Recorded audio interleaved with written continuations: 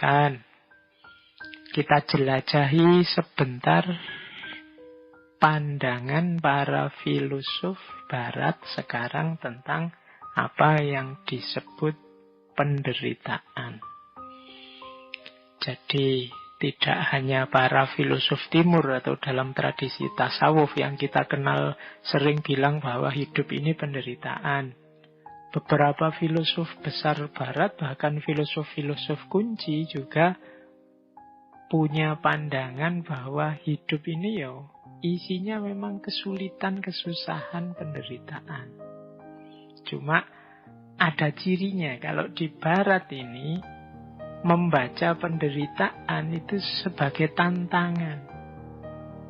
Jadi penderitaan itu sebagai fase yang penting kita sadari untuk kita berkembang lebih baik. Begitu kita sadar, wah menderita ini, aku susah ini. Ini di barat biasanya dipandang sebagai tantangan. Gimana caranya aku keluar dari penderitaan ini, aku bisa menang dari penderitaan ini. Itu ciri peradaban barat. Misalnya ada pandangan dari, dulu pernah kita bahas, Arthur Schopenhauer. Beliau menulis tentang the world as will and idea, dunia sebagai keinginan dan ide. Katanya Schopenhauer, hidup ini digerakkan oleh keinginan kita. Hari ini kita masih bisa hidup, bergerak, aktif, itu kan karena ada keinginan. Sayangnya, tidak semua keinginan kita bisa terpenuhi. Bahkan bisa dipastikan sebagian besar keinginan kita tidak terpenuhi. Nah, akhirnya apa? Karena keinginan kita tidak semua terpenuhi, kan lahir kekecewaan-kekecewaan, lahir kesedihan-kesedihan, lahir penderitaan. Jadi, ternyata manusia itu hakikat hidupnya adalah menginginkan sesuatu, tapi di balik keinginan itu ada kondisi bahwa tidak semua keinginannya terpenuhi. Berarti apa? Hidup ini ternyata intinya memang sulit, menderita. Kalau gitu apa gunanya hidup? Bunuh diri aja kok, katanya Arthur Schopenhauer. Jangan dikira bunuh diri itu bebas dari penderitaan, bebas dari keinginan. Justru bunuh diri itu kita terjebak pada keinginan yang lain. Keinginan untuk mati, keinginan untuk tidak ada masalah kalau saya sudah mati. Bisa-bisa kita tertipu. Jadi ingin bebas dari penderitaan dengan mengakhiri hidup, karena menganggap hidup ini serba penderitaan, tapi kita terjerat oleh penderitaan yang baru. Terjerat oleh keinginan yang baru. Jalannya, katanya Schopenhauer, bukan dengan cara mengakhiri hidupnya, tapi apa? Mengontrol keinginannya.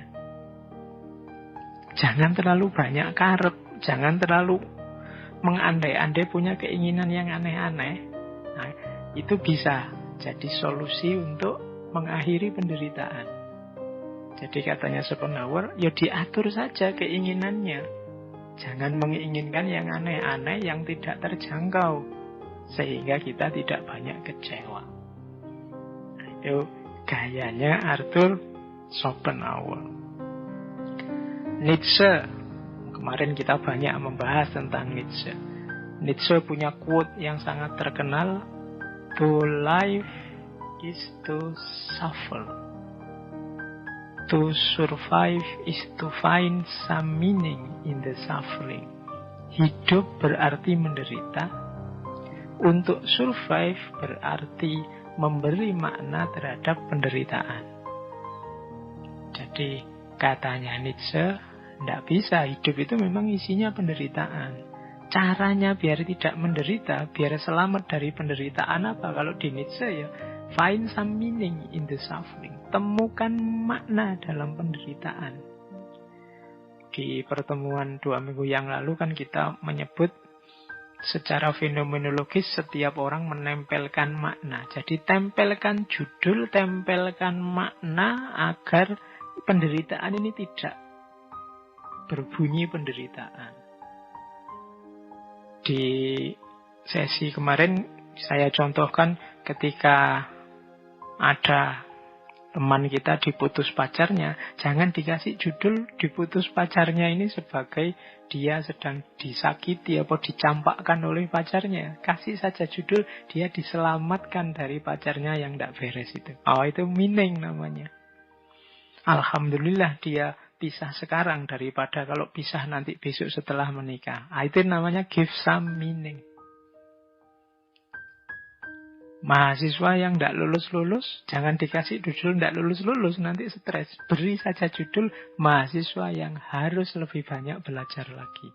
Mahasiswa yang diberi kesempatan untuk belajar lebih lama, dan seterusnya. Itu namanya give some meaning.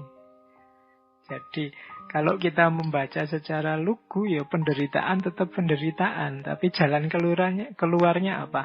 Tempeli makna yang cocok sehingga tidak menderita. Kalau ada orang membentak kita, misalnya kita melakukan apa yang menurut kita benar, menurut dia salah, jangan dibaca itu sebagai bentaan kemarahan, tapi baca saja itu sebagai peringatan kepedulian, simbol kasih sayang. Wah, kita tidak jadi sakit hati. Jadi hidup ini memang menderita, tapi ada jalan keluarnya. To survive is to find some meaning in the suffering. Beri makna saja yang cocok sesuai keinginanmu, yang membuatmu bahagia. Nah, saya lanjutkan. Kalau di Nietzsche ada istilah Ja-Sagen. Ja-Sagen ini salah satu istilah yang terkenal dari Sartre yang artinya mengiyakan hidup. Hidup ini memang penderitaan, tapi jangan ditolak. Iyakan hidupmu. Apapun situasi yang menyakitkanmu, iyakan. Terima dulu. Karena kalau kita menolak situasi, kita tidak akan bisa keluar dari masalah. Tidak akan bisa keluar dari penderitaan yang kita hadapi. Maka pertama-tama, ya sahen. Mengiyakan hidup. Situasi kita hari ini yang serba rumit, serba tidak jelas gara-gara corona, kita sebut saja memang sedang rumit dan sedang tidak jelas. Itu namanya mengiyakan. Jangan melarikan diri. Jangan menganggap tidak ada masalah. Ada masalah, ya diterima, kita memang sedang bermasalah. Karena kalau mengiyakan saja belum, ya kita tidak akan ngerti ada masalah, apalagi mencari jalan keluar dari masalah. Jadi tipsnya Nietzsche selanjutnya, ya, iyakan dulu masalahmu. Nah, baru kalau sudah diiyakan, sekarang keinginanmu apa? Kalau menurutmu ini menyakitkan, membuatmu menderita, keinginanmu apa? Disitulah nanti Nietzsche punya will to power konsepnya. Jadi, oke, kalau keinginanmu itu wujudkan. Kalau keinginanmu itu, ya lakukan. Jangan diam saja, jangan malas, jangan lemah. Jangan jadi orang yang ingin dikasihani. Perjuangkan, wujudkan will to powermu. Keinginan, kalau makna letternya keinginan untuk menang, keinginan untuk berkuasa. Jadi, ada masalah, kita menderita, iyakan. Oke, iya, saya memang ada masalah, saya memang menderita, saya memang sulit.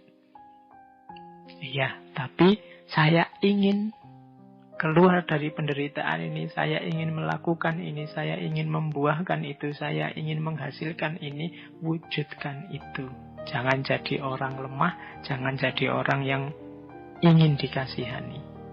Itulah nanti will to power.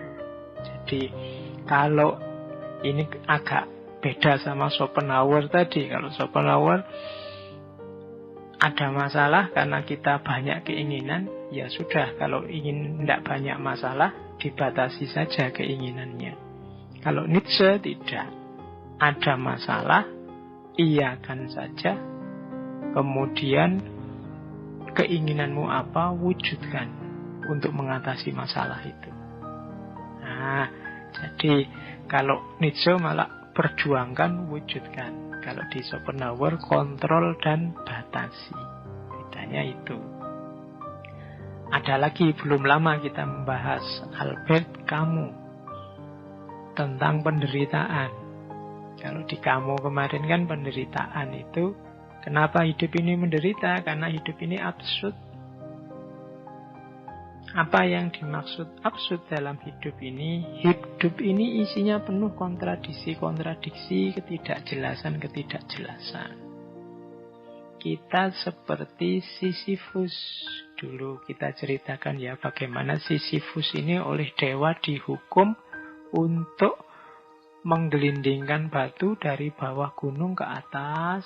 Kalau sudah sampai di atas, dilepaskan lagi, menggelinding ke bawah, dia disuruh ngambil lagi, didorong lagi ke atas, sampai atas, dilepaskan, digelindingkan ke bawah, terus dia ke bawah lagi, dibawa lagi ke atas, terus digelindingkan ke bawah, terus begitu, tidak ada akhirnya. Hidup kita, katanya kamu seperti ini, tidak jelas. Jadi apa, di mana awal, di mana akhir, apa target, apa tujuan, apa yang kita lakukan, ini sering tidak sinkron. Jadi hidup ini absurd. Ideal-ideal yang ada di kepala kita sering tidak nyambung dengan kenyataan hidup yang kita hadapi sehari-hari. Itu pun kita tetap merasa bahwa ideal-ideal kita itu luar biasa. Atau sebaliknya, kita tetap merasa yang kita lakukan itu cocok dan sesuai dengan ideal-ideal kita. Itu namanya absurd. Tapi katanya kamu, iya sih hidup ini memang begitu. Semua orang juga begitu. Tidak ada hidup yang tidak absurd. Jalan satu-satunya apa? Ya nikmati saja hidup yang absurd ini. Kalau ada masalah, dicari jalan keluarnya. Jalan keluarnya kok absurd? Ya tidak apa-apa. Kita nikmati saja. Oh, memang hidup ini cirinya absurd. Itu Albert Camus. Sama seperti tadi, Sisyphus tadi. Sampai kiamat harus mendorong batu ke atas, terus menggelindingkan ke bawah, terus didorong lagi ke atas, digelindingkan ke bawah. Tapi dalam ceritanya Sisyphus ini gembira. Kalau kita kan stres itu, disuruh dorong batu dari bawah ke atas, kurang kerjaan. Tapi sebenarnya kita dalam banyak aktivitas juga kayak Sisyphus ini, kurang kerjaan. Jadi banyak hal-hal tidak penting, banyak hal-hal sepele, terus jadi sepele besar, luar biasa. Kadang-kadang yang penting, urgent, jadi sepele. Betapa absurdnya hidup kita. Nah itu katanya kamu ya tidak apa-apa, ya hidup memang begitu absurd, nikmati saja dan hadapi. Kalau kamu ingin berjuang, ya berjuang saja dan nikmati perjuangan itu meskipun seabsurd apapun usaha dan hasilnya. Nah, dari 3 tokoh ini mungkin bisa tergambar. Jadi seperti apa gaya para filosof barat menghadapi hidup yang cirinya penderitaan. Jadi barat terasa lebih optimis. Penderitaan diposisikan sebagai tantangan yang harus ditaklukkan. Itu perspektif barat.